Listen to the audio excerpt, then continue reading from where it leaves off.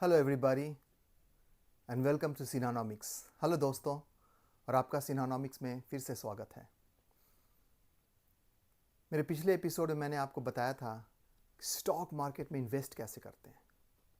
Well, last time मैंने stock market है क्या, कंपनीज कितनी तरह की होती है, private companies, partnership, public company, फिर मैंने ये भी समझाया था कि शेयर मार्केट में शेयर क्या होते हैं, कैसे ट्रेड होते हैं। आज मैं आपको समझाने जा रहा हूँ शेयर और म्यूचुअल फंड क्या है। डिफरेंट तरह के म्यूचुअल फंड मार्केट में हैं, मैं उनके बारे में थोड़ा समझाऊंगा, लेकिन मेरा मेन फोकस है कि आपको शेयर ट्रेडिंग और शेयर इन्वेस्टमेंट की तरफ ले जाना और उसकी नॉलेज देना। फिर मार्केट के इंडेक्स हैं, आप बराबर सुनते होंगे, Nifty 50, Sensex, bank Nifty, IT index, small cap index, Nifty small cap, Nifty mid cap index. कभी आपने सोचा ये इंडेक्स है क्या, ये बनता कैसे है? अगर आपको किसी चीज़ का इंडेक्स बनाने दिया जाए, आप बनाएंगे? Well, I am gonna talk about it. मैं इसके बारे में बात करने वाला हूँ आज, और आप अंत तक ये वीडियो देखिए और आप फुल्ली इक्विप्ड हो जाएंगे। आप अपना इंडेक्स खुद बना सकते हैं। घर के खर्चों का इंडेक्स, आपके फल खरीदने का इंडेक्स, सब्जी का index, whatever it is. Yes, guys. Then I'll also talk about the price versus valuation. Price is what you pay and value is what you get. आप जो पे करते हो वो प्राइस है और जो आपको मिलता है वो वैल्यू है। फॉर एग्जाम्पल, आपको कोई कार खरीदनी है, second hand car for example, आप उस सेकेंड हैंड कार का 5 लाख देकर आते हो, लेकिन फिर आप जो उसे बेचना चाहते हैं, कोई 5 लाख देने को तैयार नहीं है, सिर्फ 3 लाख ही दे रहे हैं लोग। Even if you want to sell within a few days. तो इसमें क्या हुआ, इस एग्जाम्पल में आपने 5 लाख पे किया, that was the price of the car, but car की वैल्यू 3 लाख है, उससे ज्यादा कोई देने को तैयार नहीं है आपको। And that is the difference. आप एक नई कार शोरूम से लेकर निकलिए, सपोज आप 10 या 20 लाख की कार शोरूम से लेकर बाहर आते हैं, जैसे ही आप रोड पर आएंगे उसकी वैल्यू घट गई 2 लाख। अब अगर आप उसे वापस भी देने जाएंगे और भी बेचने जाएंगे, कोई आपको 18 लाख से ज़्यादा नहीं देगा। And that is the difference between the price and the value. I will talk about that as well. मैं उसके बारे में बात करूंगा कि शेयर की प्राइस क्या है जो कि लिस्ट होता है एवरी डे, लेकिन शेयर की वैल्यू कैसे पता करें। और वैल्यू पता करने के लिए बहुत सारे मेथड्स हैं। एक तो फंडामेंटल मेथड है, जहाँ हम प्राइस अर्निंग रेशियो देखते हैं, प्राइस टू बुक वैल्यू देखते हैं, ईवी टू एबिटा देखते हैं, प्राइस टू सेल्स देखते हैं। There are plenty of them guys, और मैं उसके बारे में आपको बताऊंगा आज। फिर will talk about the asset allocation. आपके पास अगर 10 करोड़ है, 5 करोड़ है, आप उसे कैसे एलोकेट करेंगे? कितना आप प्रॉपर्टी में लगाएंगे, कितना गोल्ड में लगाएंगे, कितना शेयर्स में लगाएंगे, कितना क्रिप्टो में लगाएंगे, कितना बैंक में रखेंगे? इसी को कहते हैं एसेट एलोकेशन। मैं उसके बारे में बात करूंगा। Well, let's start from the beginning. जैसा कि मैंने थोड़ा बहुत पिछली बार बताया था, जब कोई कंपनी अपनी शेयर इशू करती है तो वो ट्रेड होता है स्टॉक मार्केट में। 2 स्टॉक मार्केट हैं इंडिया में, Bombay stock exchange and NSE, national stock exchange. National stock exchange का वॉल्यूम बहुत ज़्यादा है और वहाँ पे ट्रेड करना थोड़ा आसान है। This is my personal experience. क्योंकि बॉम्बे स्टॉक एक्सचेंज में अगर आपको रिलायंस खरीदना है तो आपको एक कोड याद करना होगा, कोड से ट्रेड होता है। जबकि नेशनल स्टॉक एक्सचेंज में आप रिलायंस इंडस्ट्रीज लिखेंगे, उसकी एक इजी कोड है, वो आप इजीली उसको आइडेंटिफाई कर सकते हैं। और सबसे बड़ी बात क्या है कि जहाँ जिस स्टॉक एक्सचेंज में ट्रेडिंग ज़्यादा होती है, वहाँ बेचना खरीदना आसान है।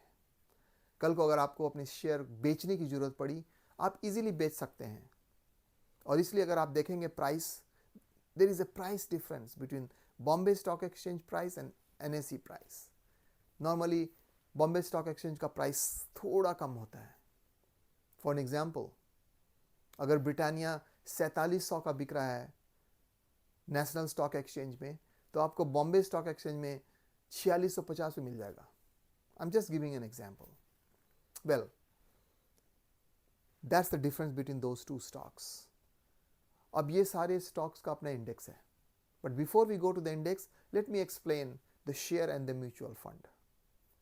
शेयर ट्रेडिंग, शेयर इन्वेस्टमेंट उन लोगों के लिए है जो शेयर को समझते हैं, जो कंपनीज को समझते हैं। ये कंपनी क्या कर रही है, इसकी कितनी प्रॉफिटेबिलिटी है, ये मार्केट में इसका कितना मार्केट शेयर है, इसकी प्रॉफिट बढ़ेगी कि नहीं बढ़ेगी, ये सारी बातें हैं। Basically just like understanding the company in and out, including the management कैसा है, इसकी बैलेंस शीट कैसी है, इसकी प्रॉफिटेबिलिटी कैसी है, एटसेट्रा एटसेट्रा। जो भी निवेशक बिना उसको सोचे बिना समझे अगर इन्वेस्ट करते हैं, उनके लिए वो जुआ है, सट्टा है, क्योंकि उन्हें पता ही नहीं है। यही हो गया ना, आज बारिश होगी कि नहीं होगी, उस पर आपने दाव लगा दिया। 50% चांस है कि होगी, 50% चांस है कि नहीं होगी, लेकिन उसका आपका कोई नॉलेज नहीं है। लेकिन अगर आप जा करके मेट्रोलॉजिकल डिपार्टमेंट का एनालिसिस देखेंगे, उसके बेसिस पे अगर आप दाव लगा रहे हैं, तो थोड़ा बहुत इन्फॉर्म डिसीजन है। उसी तरह किसी ने आपको बता दिया कि भाई हिंदुस्तान एरोनॉटिक्स खरीद लो, आजकल इंडिया का काफ़ी, गवर्नमेंट का काफ़ी एम्फेसिस है डिफेंस में, हो सकता है वो सही भी निकल जाए, लेकिन आपको पता भी नहीं कि हिंदुस्तान एरोनॉटिक्स करता क्या है, क्यों बढ़ेगा, इसके शेयर प्राइस क्यों बढ़ेंगे, आपको पता भी नहीं है, और आप गए और खरीद लिए, तो आपने वहाँ पे जुआ खेल लिया है। और ये आप अगर समझ के करते हैं, हिंदुस्तान एरोनॉटिक्स क्या है, इसके ऑर्डर बुक्स कितने हैं, ये इसकी प्राइस क्यों बढ़ रही है, इसकी प्रॉफिटेबिलिटी कितनी है, इसके बढ़ने का स्कोप कितना है, तो you are making an informed decision and you are behaving like an investor.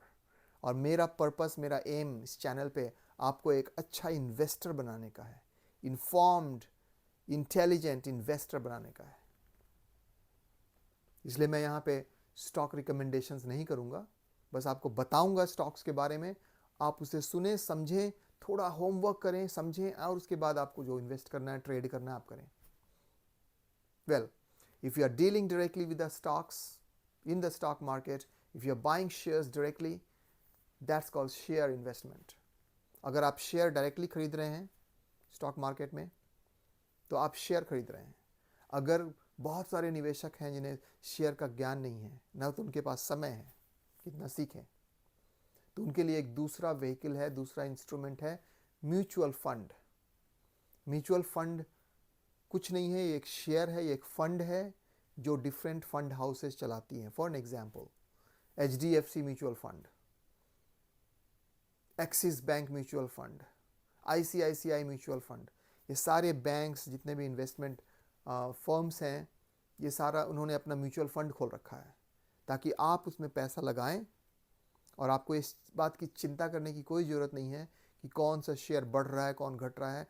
They are managed by professionals, professional managers उसको मैनेज करते हैं, और उनका रिटर्न आप देख सकते हो, या तो आप इकोनॉमिक टाइम्स ET नाउ के वेब पेज पे जाके देख सकते हो, या मनी कंट्रोल के वेब पेज पे जाके देख सकते हो, कहीं भी देख सकते हो आप कि उन्होंने कितना परफॉर्म किया है 1 साल में, 3 साल में, 5 साल में। तो अगर आपको डायरेक्टली स्टॉक मार्केट में जाने में डर लगता है क्योंकि आपके पास नॉलेज नहीं है, आपको लगता है कि आपसे गलती हो जाएगी और आपके पैसे डूब जाएंगे, तो आप म्यूचुअल फंड में लगाएं। म्यूचुअल फंड बहुत तरह के होते हैं।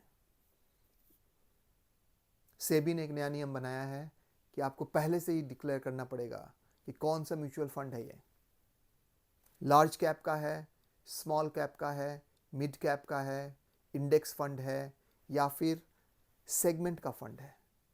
फॉर एग्जाम्पल, बहुत सारे म्यूचुअल फंड हैं जो फाइनेंशियल्स पे हैं, उनमें सिर्फ बैंक और NBFC, non banking finance companies को ही ले सकते हैं। बहुत सारे म्यूचुअल फंड हैं जहाँ पे सिर्फ फार्मा के स्टॉक्स ही हैं, वो फार्मा म्यूचुअल फंड है। अभी कुछ म्यूचुअल फंड बन गए हैं जो सिर्फ डिफेंस के हैं, तो ये सब स्पेशलाइज्ड म्यूचुअल फंड्स हैं। I will recommend you not to get into that. अगर आप नए निवेशक हैं, नए इन्वेस्टर हैं, आप बस नॉर्मल म्यूचुअल फंड में पैसा लगाएं, ये स्पेशलाइज्ड में मत जाएं अभी। अगर आप शेयर के बारे में सीख सकते हैं, कंपनीज के बारे में सीख सकते हैं, दैट्स द बेस्ट, आप उसको सीखिए। ये आपका लाइफ लेसन है, आपकी ज़िंदगी भर काम आने वाला है। अगर आप बहुत बिजी प्रोफेशनल हैं, आपके पास समय नहीं है और आपको इन्वेस्ट करना है, तो आप म्यूचुअल फंड में करें। Once you get used to the mutual fund, जब आपको म्यूचुअल फंड की सही जानकारी हो जाए, तब फिर आप ये स्पेशलाइज्ड सेगमेंट म्यूचुअल फंड जो मैं बता रहा हूँ ना, आप तब उसमें जाएं। इंडस्ट्री वाइज जो म्यूचुअल फंड है, फार्मा के अलग, बैंकिंग के अलग, डिफेंस के अलग, FMCG के अलग, etcetera. Well, so to summarize, अगर आप डायरेक्टली शेयर खरीद रहे हैं किसी कंपनी का, तो आप शेयर में इन्वेस्ट कर रहे हैं। अगर आप इनडायरेक्टली इन्वेस्ट करना चाहते हैं, तो आप म्यूचुअल फंड में लगाएं। वहाँ पे mutual funds are managed by professionals. वहाँ आपके पैसे के डूबने के चांसेस कम हैं, बहुत ज़्यादा रिटर्न मिलने के भी चांस नहीं है। नॉर्मली 12 से 14% का रिटर्न मिलता है म्यूचुअल फंड में over a period of time. किसी साल बहुत ज़्यादा मिल सकता है, नेक्स्ट किसी साल कम हो जाएगा। But if you look at a longer horizon, आप एक लंबे समय तक देखें, 3 साल या 5 साल, 10 साल, तो वही रिटर्न है, 12 से 14%। Well, that was about share and mutual fund guys. अब मैं आपको बताने वाला हूँ इंडेक्स है क्या और इंडेक्स बनता कैसे है। Well, before I go to the Nifty 50 और Sensex, let me explain you how you form an index. और मैं बहुत सिंपल एग्जांपल लूंगा। आप शॉपिंग करते हैं, सब्जी खरीद कर लाते हैं या फल खरीद कर लाते हैं। फल भी तो सीजनल है, हर समय नहीं मिलता। आम के समय में मिलेगा, लीची के समय में मिलेगी। तो हम सब्जी का एग्जाम्पल लेते हैं जो बराबर मिलता है। अब 12 महीना आलू, प्याज, टमाटर, बैगन खरीद सकते हैं, है ना। सपोज आप सब्जी मंडी गए, सब्जी मार्केट गए, आपने 1 किलो आलू खरीदी, 1 किलो प्याज, 1 किलो टमाटर और 1 किलो बैगन आपने खरीद लिया। ये 4 सब्जियां आपने खरीद ली। आपने कितने पैसे दिए? सपोज आपने 400 दिया, तो ये 1 किलो सब्जी खरीदने का टोटल कॉस्ट हो गया 400। अब आप उसका इंडेक्स बनाएंगे। इंडेक्स बनाने का रूल है कि जब आप इंडेक्स बना रहे हो आज की डेट में, तो वो 100 से स्टार्ट होना चाहिए, क्योंकि प्राइस गिर भी सकता है। तो अगर आप 1 से बनाएंगे तो फिर नेगेटिव हो जाएगा, पॉइंट हो जाएगा, फिर नेगेटिव हो जाएगा, तो वो सही नहीं लगेगा, समझने में, देखने में, रिप्रेजेंटेशन में सही नहीं होगा। तो इस सब्जी में आपने 4 सब्जियां खरीदी 400 रुपये का। अब उस 400 को आपको 100 बनाना है, क्योंकि आज का इंडेक्स होगा 100। तो आप क्या करेंगे? आप 400 को 4 से डिवाइड कर देंगे। तो आज का टोटल कॉस्ट 400 रुपये डिवाइड बाई 4 हो गया 100। तो आज आपके इस 4 सब्जी का इंडेक्स हो गया 100। आपने डिवाइड कितने से किया था? 4 से। ये जो डिनोमिनेटर है, ये जो आपने डिवाइड किया जिससे, ये कांस्टेंट है। अब आप कल फिर जाते हैं सब्जी खरीदने, या 1 वीक के बाद, व्हाटएवर, और इस बार प्राइस डिफरेंट है। आलू का प्राइस बढ़ गया, प्याज का प्राइस घट गया, टमाटर बढ़ गया, बैगन घट गया, व्हाटएवर। और अब आपको ये 400 का नहीं मिला, अब आपको ये मिल रहा है 412 रुपये का। आप फिर उसका इंडेक्स बनाते हो। क्या करेंगे आप? 412 में 4 को डिवाइड करें, 412 को 4 से डिवाइड करें, आई एम सॉरी। अब आपका नंबर आ गया 103। वो आपके आज का इंडेक्स है। पहले का इंडेक्स क्या था? 100, आज हो गया 103।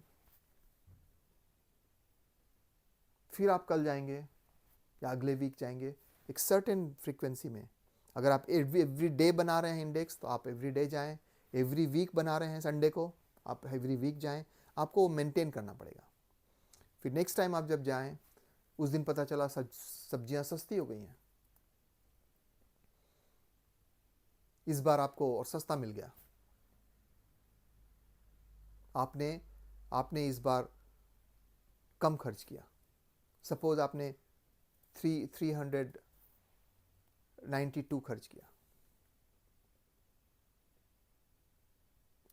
अब 392 वर्सेस 400 एंड 412। अब आज आप इंडेक्स बनाएंगे, 392 को फिर से आप 4 से डिवाइड करें, कितना आ रहा है? 98। आज का आपका इंडेक्स हो गया 98। इस तरह से आप इंडेक्स बनाएंगे। फिर से मैं बता रहा हूं, आपको वो जो 4 सब्जियां हैं उसको कांस्टेंट रखना है, आप चेंज नहीं कर सकते हो। आपने आलू, प्याज, टमाटर और बैगन लिया था, हर समय आपको वही 4 पिक करना है, और जो भी प्राइस आ रही है उसे आपको 4 से डिवाइड करना है, क्योंकि आपने 4 से डिवाइड किया था स्टार्टिंग में 100 लाने के लिए। अब आपका इंडेक्स बन रहा है 100, 103,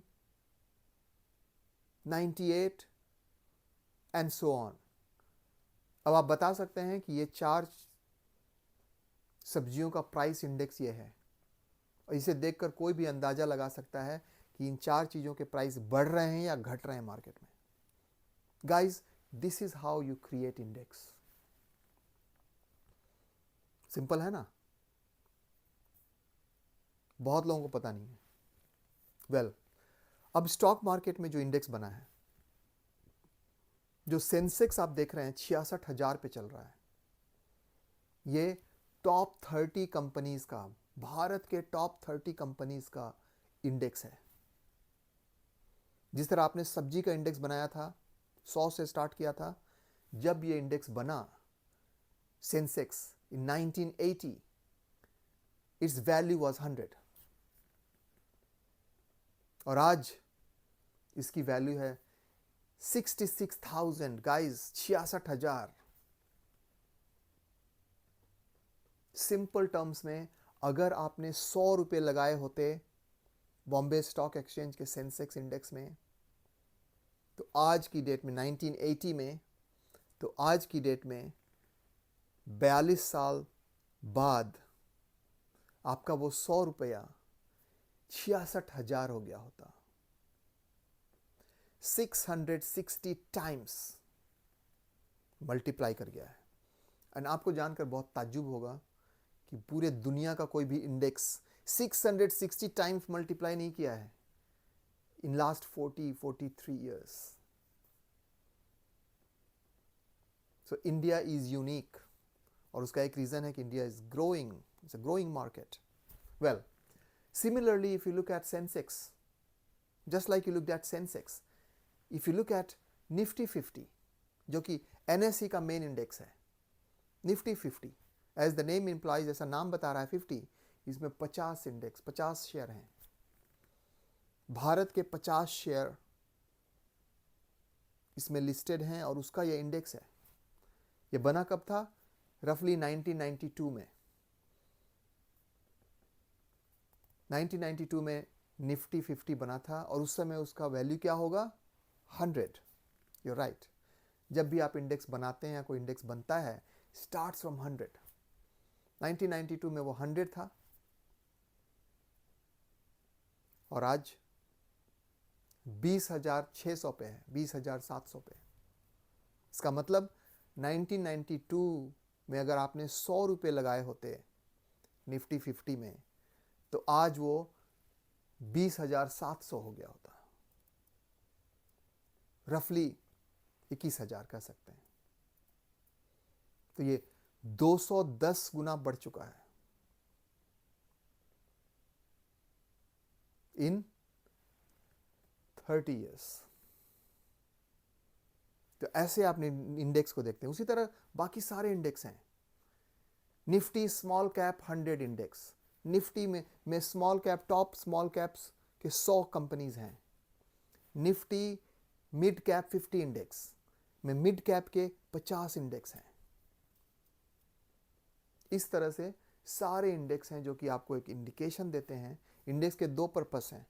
पहला पर्पस है कि it gives you an idea कि मार्केट ऊपर जा रहा है या नीचे जा रहा है। ट्यूसडे को जब मार्केट खुलेगा आप देखेंगे निफ्टी 50 पॉइंट ऊपर है, 100 पॉइंट ऊपर है, आपको समझ में आ गया मार्केट ऊपर है, मतलब बहुत सारे शेयर्स आज ऊपर होंगे। अगर ये डाउन है आपको पता चल जाएगा आज मार्केट डाउन है, बहुत सारे शेयर्स नीचे होंगे। So it gives an indication of the price of the shares, number 1। दूसरा है कि ये इंडेक्स भी ट्रेड किया जाता है, मैं उसके बारे में बाद में बताऊंगा आपको। जैसे म्यूचुअल फंड है ना, बहुत सारे इंडेक्स फंड्स हैं, इंडेक्स की भी ट्रेडिंग होती है। जब मैं वायदा कारोबार कवर करूंगा, ऑप्शंस एंड फ्यूचर्स, तब मैं इसके बारे में और डिटेल्स में बताऊंगा। It's little bit too early right now, let's go one by one. So आज का टॉपिक था इंडेक्स, म्यूचुअल फंड, मैंने दोनों कवर किया। In my next episode I am going to cover the price versus valuation. किसी भी company का price जानना तो बहुत आसान है। मार्केट खुलेगा, आप प्राइस देख लो, कितने प्राइस पे वो ट्रेड हो रहा है, दैट्स द प्राइस। आपको उतना देना होगा if you want to buy that stock, अगर आपको वो स्टॉक खरीदना है। But what is the valuation, आपको पता कैसे चलेगा आप ज्यादा दे रहे हो या कम दे रहे हो? सेकेंड हैंड मारुति कोई भी कार मान लीजिए, आप अगर उसका 5 लाख दे रहे हो तो आप ज्यादा दे रहे हो या कम दे रहे हो, आपको पता कैसे चलेगा? How will you know the value of a company? हम लोग उसके बारे में बात करेंगे अगले एपिसोड में। कैसे वैल्यूएशन देखते हैं, प्राइस का फ्लक्चुएशन कैसे देखते हैं, we'll talk about that. And we'll also talk about the asset allocation that I covered in the beginning. Portfolio बनाए कैसे?